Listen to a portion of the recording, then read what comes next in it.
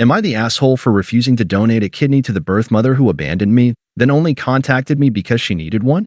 Hey, before we move on to the video, please subscribe to the channel and hit the like button. It will help us create more interesting videos for you. Thanks. I've always known I was adopted. My parents, my real parents, never kept it from me. They told me early, in the gentlest way possible, that I didn't grow in my mom's tummy, but that I grew in her heart. I don't remember a time when I didn't know. And honestly, I never cared. I never went through that phase where adopted kids obsess over their real parents. Mine were real.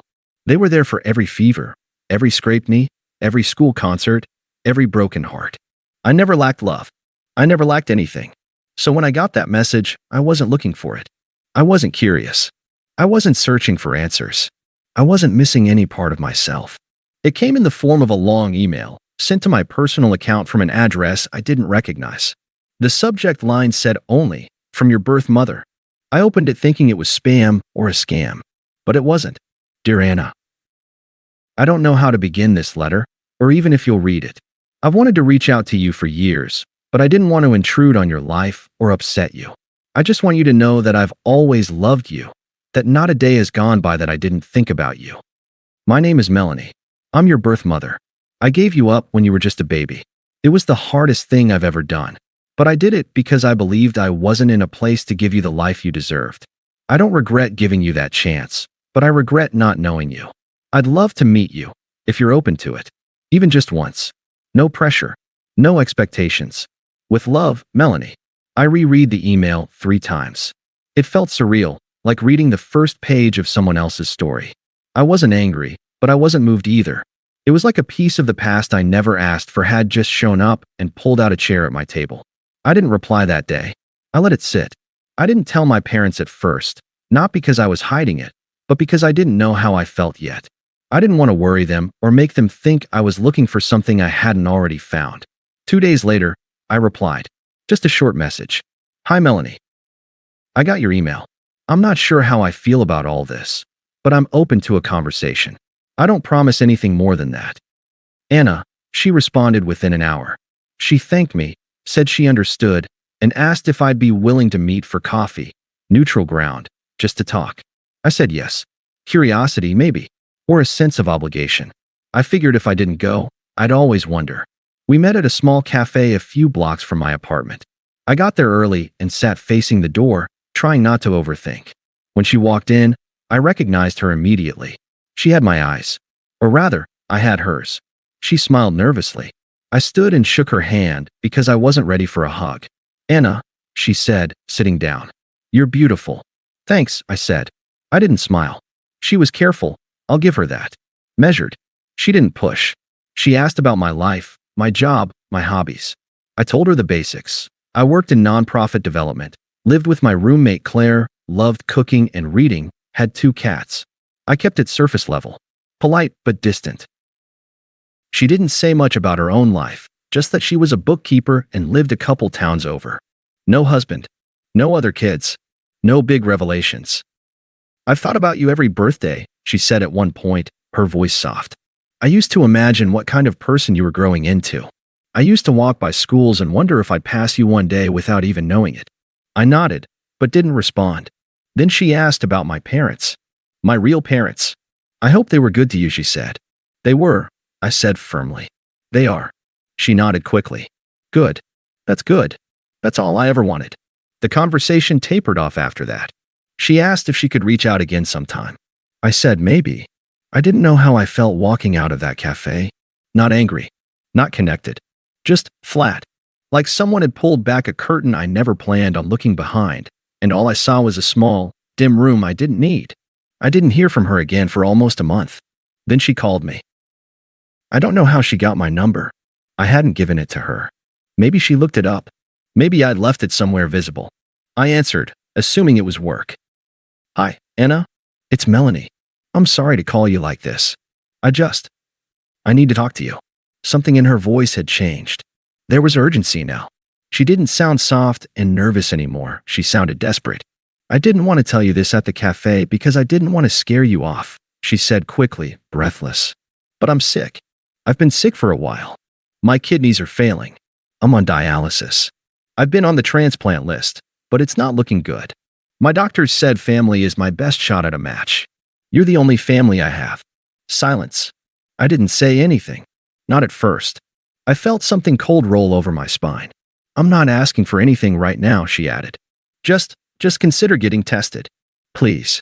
I hung up the call without another word. And that was the moment I knew exactly why she had reached out. It was never about me. I didn't sleep that night. I lay in bed staring at the ceiling, feeling like something filthy had crawled in through the cracks of my life. That phone call kept replaying in my head. The sudden change in her tone. The way she said, "You're the only family I have." I had gone into this cautiously, open-minded despite every instinct telling me to stay away. I told myself that maybe she just wanted closure. That maybe she had grown. That maybe there was some sincere reason behind the contact. But now it all made sense. Every word, every tear, every sweet memory she tried to evoke. She didn't want me. She wanted a kidney. I ignored her after that. She sent a follow-up email the next morning, polite but urgent. "I'm sorry if I caught you off guard. I didn't mean to push. I don't have much time. Please consider getting tested. I don't expect anything from you, Anna. Just a chance." I didn't respond. I thought that would be enough to make her stop. I was wrong. Within a week, I got a call at work from a woman who introduced herself as Melanie's cousin, Deborah. "I know this is awkward," she said, trying to sound warm. "But Melanie told me she reached out to you, and I just wanted to say how happy we all are that you're back in her life." "I'm not," I said flatly. There was a pause. "Well, I think it's wonderful that you're even talking to her. And I know it's a lot. But family is so important, especially now. She's not doing well. She wants a kidney," I said. Deborah didn't deny it. She just sighed like I was being unreasonable. She wouldn't ask if it weren't serious.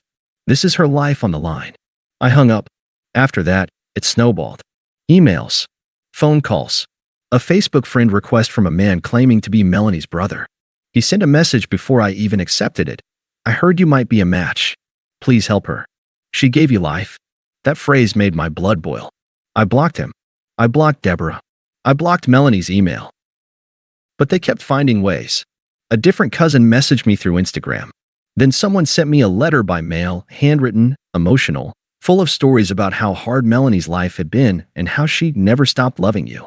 The letter ended with, "This is your chance to be a hero, to be the daughter she always dreamed of." I wanted to burn it. I finally told my parents. I sat them down one evening and laid the whole thing out, start to finish. My mom looked like someone had slapped her. My dad just shook his head, fists clenched under the table. "She's using you," my dad said. "She threw you away, and now she wants a piece of you. You don't owe her anything." "I know," I said, but I needed to hear someone else say it. My mom reached across the table and squeezed my hand. She had her chance. She made her choice. You don't give someone like that another piece of yourself, especially not literally. Still, I couldn't shake the pressure. I couldn't shake the guilt they kept trying to plant in me. They'd spent their entire lives pretending I was some hole in their story they needed to fill, and now they thought I could fix it for them. Save her. Prove something. A few days later, Melanie called again. I had blocked her number, but she must have used someone else's phone. I almost didn't answer, but I did. "I'm not asking for your whole life," she said. Her voice was shaking. "Just this one thing. Just a test. That's all." "You lied to me," I said. "You pretended this was about reconnecting, but it was about getting something from me. The second I said no, you sent your entire family after me." "No," she said quickly. "I didn't send them. I swear. I told them I was trying to reach you, and they took it from there. You could have told them to stop. You didn't." Silence. "I don't owe you anything," I said. "You chose to walk away. You made your decision the day you gave me up." "I was a child," she snapped, and suddenly her whole tone changed. "I was 19. I didn't have support. I didn't know what else to do. And I'm not punishing you for that," I said. "I'm just not going to save your life because you suddenly remembered you had a daughter when you needed a transplant." "You're cruel," she whispered. "Do you even understand what you're saying?" "I'm saying no," I said. "I'm saying leave me alone. If you want closure, here it is. You made a decision to give me up. That came with consequences. Don't expect me to bleed for you now." She started crying, loud, ugly sobbing. I ended the call. The next morning, I found a note taped to my front door. It wasn't signed. It just said, "You could have saved her. Don't forget that." I stood there staring at it for a long time. My hands were shaking. I hadn't told anyone where I lived. I don't know how they found it. Whether it was her or one of her cousins, I didn't care. I took the note down. I went inside, and I called the police. I filed a report. The officer was polite, but clearly didn't think it was that serious. Probably a desperate relative, he said. You said she's sick, right? He gave me a case number and told me to call again if someone physically showed up. I didn't feel safe. My hands were shaking the entire time I gave my statement. This wasn't just annoying anymore. It was invasive. Creepy. These people weren't strangers trying to reconnect. They were acting like I owed them something. Like they owned me. That night, I barely slept. I kept replaying the call with Melanie, trying to find some hidden sincerity I had missed. But all I heard in her voice was panic. Not love. Not regret. Just panic at the idea that she might not get what she wanted. And I kept coming back to that note on my door. That threat disguised as guilt. I wanted it to be over. So I made the decision I told myself I wouldn't make. I got tested. Not because I had changed my mind. Not because I was thinking of donating. But because I thought that if I wasn't a match, maybe, just maybe, they would finally leave me alone. The process took about a week. Blood tests, tissue typing, basic screening. It was invasive, exhausting, and humiliating. I didn't tell anyone I was doing it, not even my parents. I told myself it would buy me peace of mind. An out. A solid, medical reason to close the door. The doctor called me with the results a few days later. I was a match. Of course I was. I sat on the edge of my bed for what felt like an hour, just staring at nothing. The one thing I had counted on, the one last barrier between me and the pressure bearing down on me, it was gone. That same afternoon, I got a text from an unknown number. Just 2 words. You're a match. I didn't respond. I don't know how they knew so quickly. Maybe someone at the clinic leaked it. Maybe Melanie had someone else tested before and assumed I'd be compatible. It didn't matter. The moment they found out, it all started again. A flood of texts and calls from numbers I didn't recognize. One person left a voicemail crying. Another said I'd go to hell. A third one said they'd never understand how someone could be so heartless. I didn't block them. I let them come in. I saved them all. Screenshotted everything. Then I sat down and wrote an email. It was addressed to Melanie. I sent it to every address she had ever used to contact me. Melanie, yes, I got tested. Yes, I'm a match. And no, I will not be donating my kidney to you. Let me be absolutely clear. You are not my mother. You are not my family. You are a stranger who gave me away and never once contacted me until you needed something from my body. You didn't want me in your life. You didn't want to know who I became. You wanted a donor. And the second I didn't roll over and comply, you and your extended circus of relatives started harassing me. You gave me life? Fine. But that doesn't entitle you to any piece of it now. I owe you nothing. If anyone from your family contacts me again, I will pursue harassment charges. I've documented everything. I've spoken to the police. This ends now. Goodbye. I hit send. Then I turned off my phone, shut down my laptop, and stayed offline for 3 days. I didn't want to know how they reacted. I didn't care anymore. When I finally turned everything back on, there were fewer messages. The ones that came in were quieter. One cousin sent a long, bitter paragraph about how I was cold and calculated and would regret this for the rest of my life. Another said Melanie had collapsed during dialysis the day before and was declining fast. I read that one twice, and then I deleted it. My parents were the only people I allowed in during that time. I told them everything, from the testing to the harassment to the final letter. My mom cried. My dad asked me, very calmly, if I wanted him to pay a lawyer to send a cease and desist. I said no. I wasn't scared of them anymore. I had nothing left to give, and they had nothing left to take. A week later, Melanie's sister messaged me from a new account. She doesn't have much time left. She still says your name in her sleep. I didn't reply. I went on with my life. I got up, went to work, helped other people who needed help, and who never once asked me to hurt myself to do it. I thought that might be the end. I should have known better. 2 weeks later, I got a voicemail from an unknown number. I almost didn't listen to it, but something told me I should, just to be sure. It was Melanie's sister again. Her voice was low and flat, like she was trying to sound composed but wasn't pulling it off. She passed away last night. I thought you should know. I hope you're happy with yourself. That was it. No condolences. No grace. Just one last slap. I stared at my phone for a long time. I didn't cry. I didn't feel relieved. I didn't feel much of anything at all. It was like someone had closed a door in a house I wasn't standing in anymore. For a while, I just sat there, thinking about all the things she never said. Not once did she apologize. Not once did she ask about my childhood, or what kind of woman I'd become. Not once did she say she regretted giving me away, or what she thought when I left that cafe after our first meeting. All I ever got from her was need. Even in death, she was just trying to make me feel guilty. That same day, one of her relatives, someone I had never spoken to, posted about her on Facebook. A long, emotional post with pictures of Melanie in a hospital bed, her hands clasped over a blanket, her face pale and drawn. The caption read, "My cousin Melanie passed away last night. She was a fighter. She stayed hopeful right up until the end. She waited for someone very special to come through for her, but some people are just too selfish. I hope she finds peace now, even if those who could have saved her never gave her a second thought." There was no doubt who it was about. They didn't name me, but they didn't have to. The comments were even worse. Disgusting that someone could abandon their own mother like that. If my child did that to me, I'd haunt them. People like that don't deserve the gift of life. I didn't respond. I didn't defend myself. I didn't even screenshot anything this time. I just blocked them all. Because I was done.